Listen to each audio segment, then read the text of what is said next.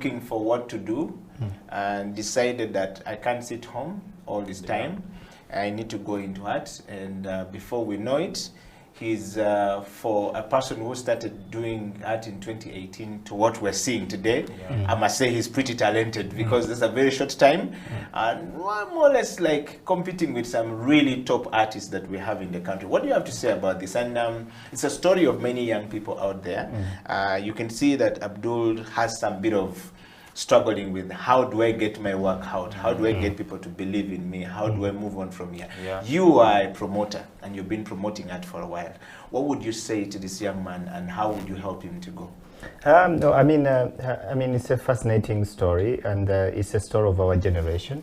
Most of us come from this background, because you go back, like we will grow up, we were born in the war period, we grew up during the war, and then even though we're young, we didn't see how it happened. Then when we got out of that, however much we tried with our parents, they could not push us too much. And then we found ourselves, lacking support. And then you have to reinvent yourself. And I'm very proud of Abdulfata's, effort to reinvent himself, to find a meaning and a skill or something that is passionate for him, and continue. But also, living in a neighborhood of challenges. Kawempe is a very challenging community.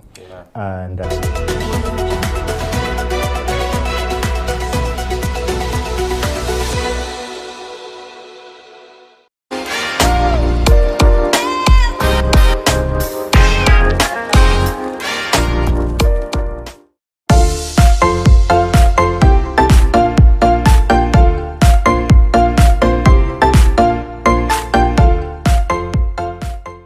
Bittencourt is an old name.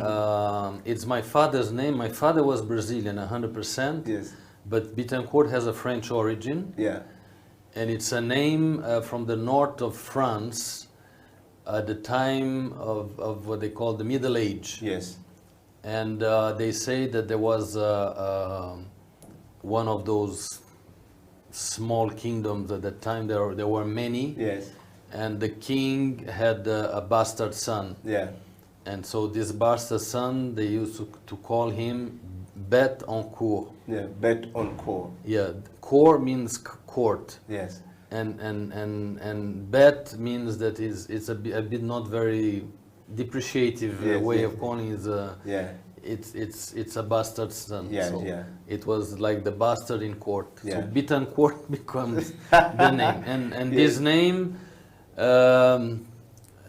at the time of the big discoveries, somehow came through the Canarian Islands, which are in the middle of Atlantic Ocean. So you find Bittencourt people, Spanish, and then they came to South America. So you find people with the same name in Brazil, Mexico, Argentina, Colombia. It's spread. At all some over. point I thought it was it was a Spanish name, and then to note that you have a French origin, so it's confusing. So that's my French side. I don't have the family name of my mother. It's my father. So what would be your surname? Is it Jean Philippe? Which one is the surname? Like Eddie Okila. Which one is yours? No, my Okila is Bittencourt. Yes. Okay. Jean Philippe is my Christian name. Is my Baptist name.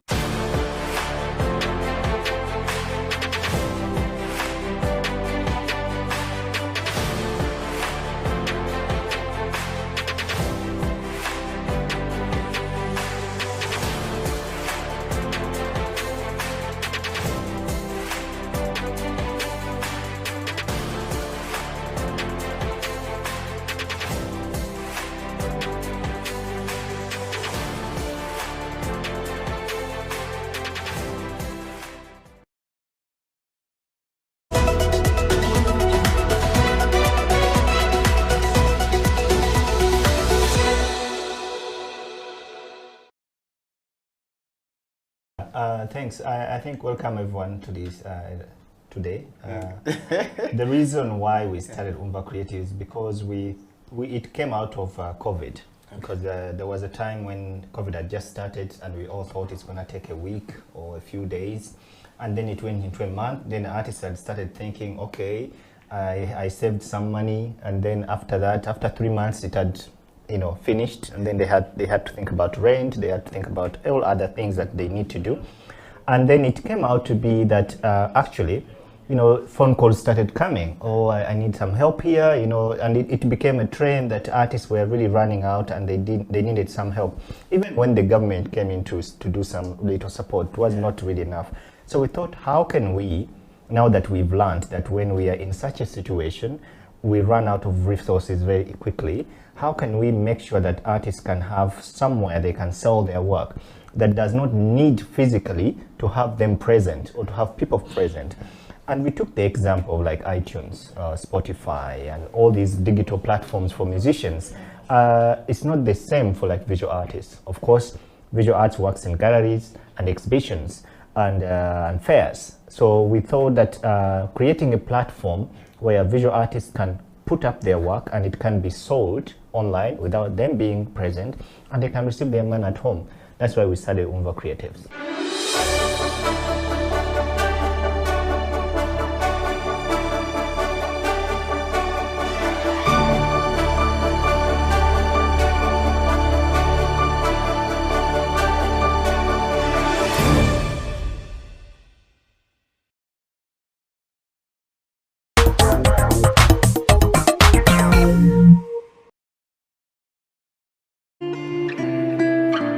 People at the moment are struggling to understand the older generation because times have changed. Technology has come in. They have moved on. Yes. We're the ones sitting back and wondering, what is my child on to? TikTok has surpassed WhatsApp. The other one I call, I never call it Facebook, it's Bookface. Why are you on Bookface?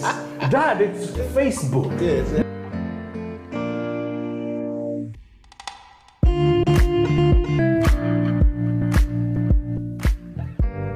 Me, I keep saying, I have a foot amongst the millennials. Yeah. And I understand the traditionalists. Okay. There's a song in the 60s, by the way, and in the 90s, 70s, where they're like, parents don't understand. Yes. Remember Prince? Yes. Prince.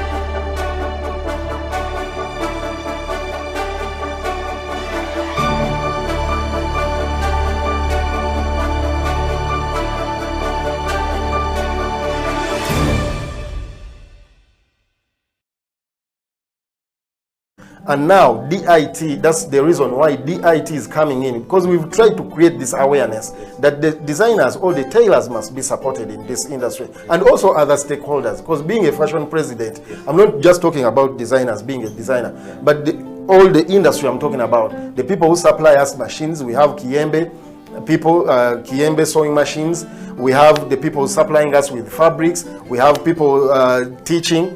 We need journalists, people who can talk right about fashion, present nice pictures, not the pictures that people aim at, taking knickers for the models. Yeah.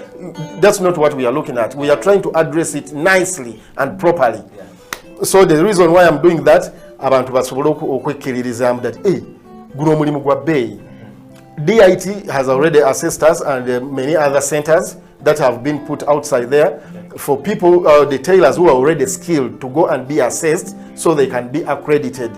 If you have good thoughts, maybe you have a birowozo ebirungi you want to table in the parliament, you can as well be able to stand as a parliamentary, as an MP. You get a point. But before, luli babade batuita omutunzi. Batunzi. Like minimizing. When you fail exams, try okutunga. It's not for failures. This is for really genuine people with brains, because there's a lot of mathematics, there's so much geometry, statistics in clothing. Come on, you cannot fail elsewhere and think you're going to try it. Try it this side. Yeah.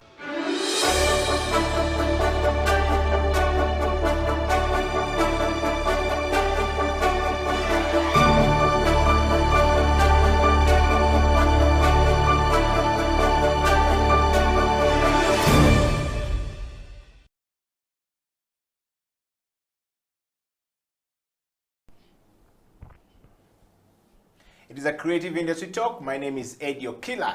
And of course, this morning on the program, or this evening or night, afternoon, depending on which part of the world you're actually watching the program from, it's coming to you live from Kampala. And in the studio is the one and only Faisal Kiwewa from Bayimba Foundation. He's back on the show. He is a resident panelist. And today, Faisal, we have a very interesting human being. A boy known from the West Nile part of the country, and Abdulfata Rashid. How are you doing? I'm doing okay. Great. I don't want to cover Egypt. Yes.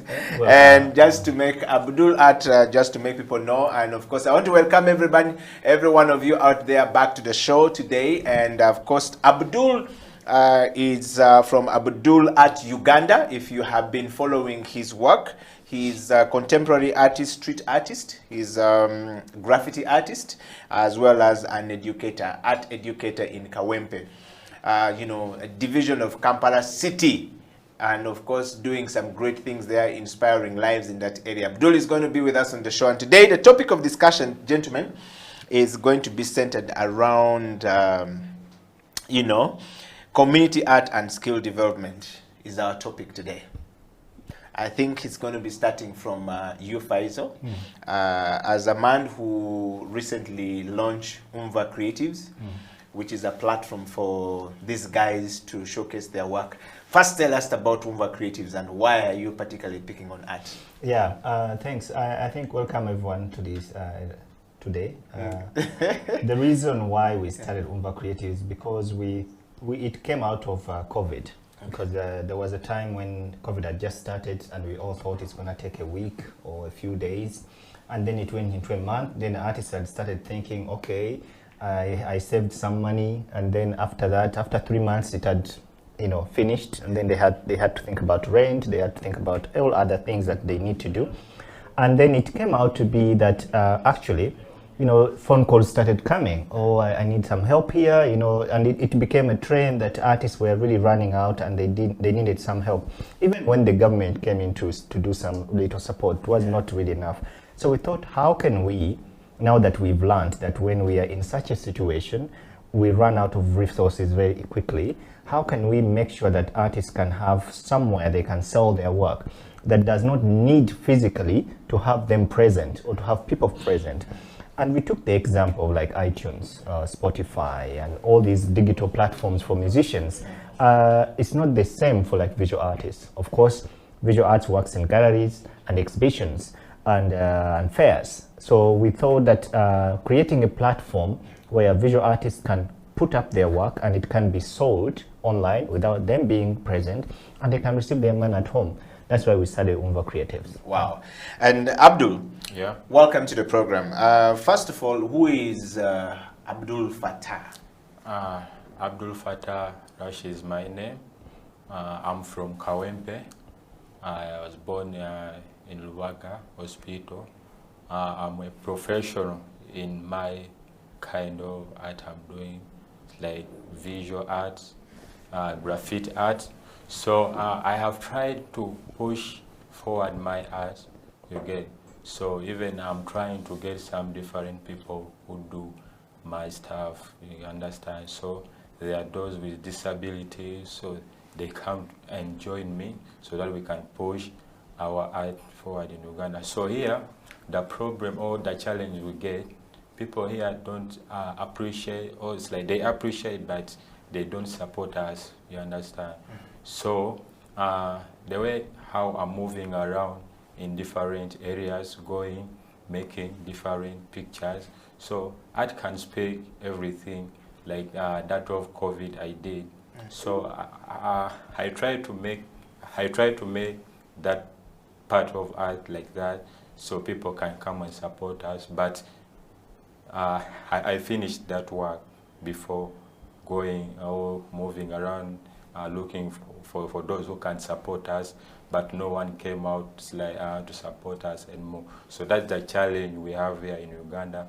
So as we artists, it's like as the government is focusing on music, you understand? There are those who, like, as we say, musicians, they get awards, but as they are putting us apart, they are not talking about us. I don't know why, but for me, what I'm trying to push the art at a high level so that we can speak as we artists, as we young generation. So I don't know whether you try out and move around it in the city and you find young young children down there, like trying to make something better for the world. They practice, but people just pass around them, you understand? They don't help them, you just see them, you understand? Yeah, so that's my issue, and that's how, for me, I want the government to help. Even though they don't help me, but they can help those who are needed. You understand? Okay. So Abdul, but first, before we even go to government, Faisal here is government himself. Retired. Yeah, Faisal is government. He has a whole state house in Lunkulu, where he sits and do his stuff from there. And you've heard about Umva Creative. But I want to take you straight, Abdul. It's interesting that you talked about this now, that art is not very much appreciated, and people who do visual art and paint artists are not very much appreciated. But I want to take you straight to, how did you end up being an artist?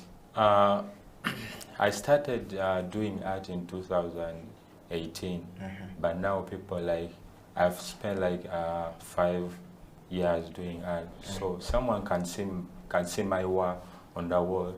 Him or us, like, can know that I spent a lot of years doing this art on the walls. So I stopped in S4. Okay. You understand? And I started doing art. It's like I had my friends. You understand? So I told my friends, why don't you come and join me? I was like, there's no work anymore, like, so that we can push art forward. So I started doing that art in 2018. So I got a challenge. I went with my work at Uganda Road, you understand, like, so that they can support us. But the bad thing, I went there, they just told me my work is still, I have to go back home and practice so that I can take them nice work. Yes. You understand? So after getting their words, or after understanding their stuff, what they are saying to me, so I went back home and started practicing. So I started doing this work of art on the wall. That was 2019. So 18, I was doing these portraits, this small painting, this hanging painting. It was a big challenge because I had no money on that time. You understand? People were not supporting us. It's like even my mom didn't support me anymore. You understand? So for me, what I did, I went to some guys, asking them money so that I can buy my materials and come back home and do that type of art.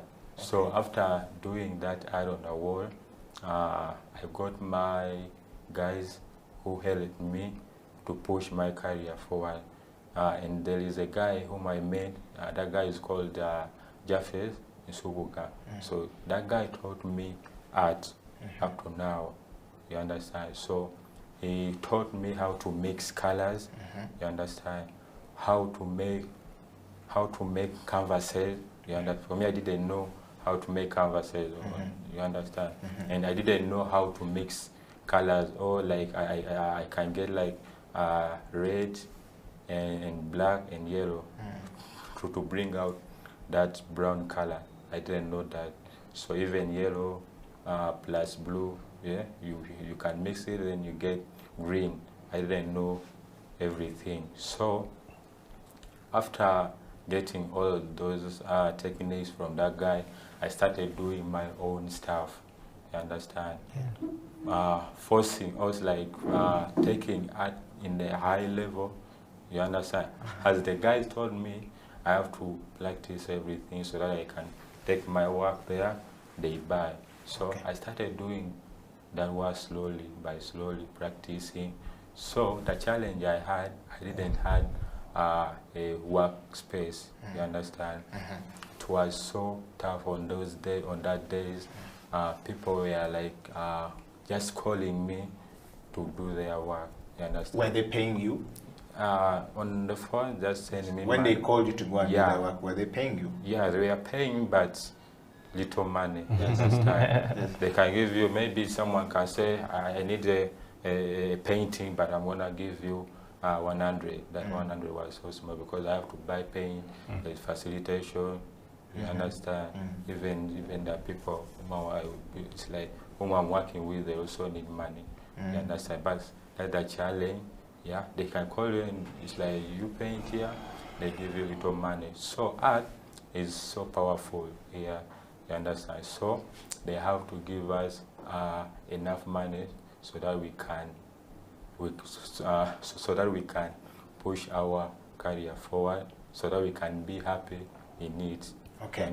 I want to take you straight to Faisal. Faisal, you've heard Abdul's story. Senior 4 dropped out, looking for what to do, and decided that I can't sit home all this time. I need to go into art, and before we know it, he's for a person who started doing art in 2018 to what we're seeing today. I must say he's pretty talented because there's a very short time, and we're more or less like competing with some really top artists that we have in the country. What do you have to say about this? And it's a story of many young people out there. You can see that Abdul has some bit of struggling with how do I get my work out? How do I get people to believe in me? How do I move on from here? You are a promoter and you've been promoting art for a while. What would you say to this young man and how would you help him to go? No, I mean, it's a fascinating story, and it's a story of our generation. Most of us come from this background because you go back, like we will grow up, we were born in the war period, we grew up during the war, and then even though we're young, we didn't see how it happened. Then when we got out of that, however much we tried with our parents, they could not push us too much. And then we found ourselves, lacking support. And then you have to reinvent yourself. And I'm very proud of Abdulfata's, effort to reinvent himself, to find a meaning and a skill or something that is passionate for him and continue. But also, living in a neighborhood of challenges. Kawempe is a very challenging community. And however much I'm a Muslim, and Kawempe is, it's our Muslim community. And it's also an effect. If you want to understand the level of poverty, not in the mind, but in terms of religious poverty, and the level of dropout in schools, it's very much within the Muslim communities. I look at Chibuli, I was born and grew up in Chibuli. When you go to Kawempe, when you go to all these Muslim communities, if you walk around, you find that they have children and they couldn't afford to take them to school. So they either choose, secular education was not their thing, so they took them to madrasas and bilals. But again, you come back that they have been businessmen, they have been entrepreneurial and adventurous. So that's why most of the young people in these communities come out to do some crazy stuff, and they're very exciting, that are actually very communal, because they are raised in communities. We grew up in communities, and you find most of the community entrepreneurs are Muslims, because you grew up with people around you. You're not growing up in a segregated or closed door. You're open to people. Your first approach is always back to the people, and I think it's a very good thing. But I think also, for me, the issue on the development of an individual like Abdulfata is really to look at, to study the environment. Yes, we can do community work, but we also have to understand, if I want to grow, how do I move from one step to another? Exactly. And I think, for me, one thing I noticed being a programmer in this business is that people like spectacles. People want to see things that are amazing, and not in terms of like just color or but concepts. And so I think one of the things that I really think maybe you need to think about, I've seen your work, it's amazing. I think you need to work. I know so many graffiti festivals around the world. I know a friend of mine is having a space in Antwerp in Belgium, and I was visiting his graffiti. It's amazing. It's amazing. So they invite all these graffiti artists, and they come from around the world, and they spend there for 6 months working on pieces. So you need to start looking out for those places where you can go and share your work, but you have to go when you're ready. You have to go when you have something you're sharing, you know, when you have a story. And I also like the concept of topics like COVID and stuff like that. I think it has been a very trending concept these days, which is right. I think we need to talk about artists, speak about things that are happening in society. I mean, well, they are using artists to communicate about COVID-19. So that's the challenge is, how do you monetize that? How do you make it, of course, it's really difficult to sell graffiti. It's not like a fashion show or cloth or a song or a piece of art. But how do you move your graffiti work from the wall to the market?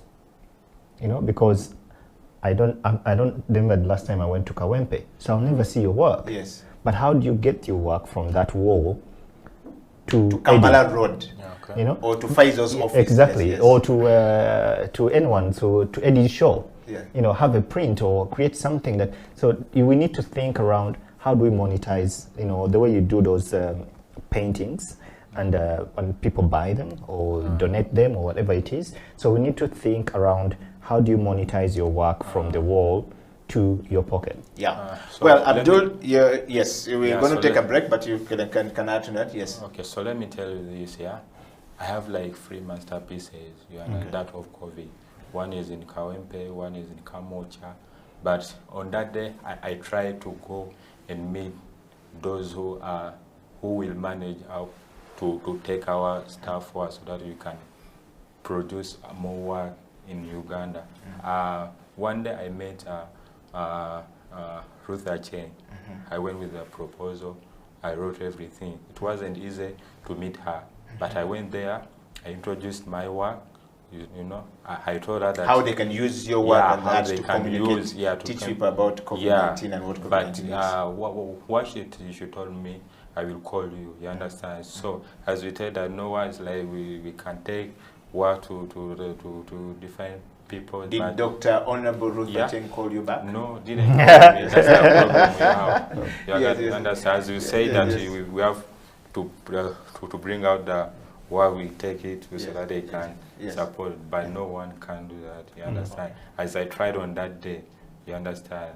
But but you don't stop, Abdul, when you go to one office, you don't stop. What Faisal is saying, you need to keep knocking, continuous knocking of the door, opening the door to people. If you go one time and you get frustrated, the next time you're not going to go. I mean, Faisal here can tell you his story of how much he had to go through before Bayimba can be birthed. Did you know that Faisal had to work somewhere for so many years for his dream to come to pass? I understand. Yes, so you have got to be that. But also, like when I was doing my first festival, I think, and I put it on record, I wrote 1,000 proposals, which I sent out to all, and you know how hard it is. You're really hustling. You're saving. You're tapping on your saving, and you have to print all these proposals nicely, put them in an envelope, deliver them to the 1,000. 1,000, and no one called back. That's the truth. All is right there, gentlemen. We're gonna have to go for a break, and when we come back, we're going to listen to how Faisal's 1,000 proposals, will help Abdul and learn how to sell his work and to make it better. Stay right there. We'll be right back after this break. This is the Creative Industry Talk. Eddie Okila, Faisal Kiwewa, Abdulfata Rashid of Abdulart UG. We'll be right back after this break.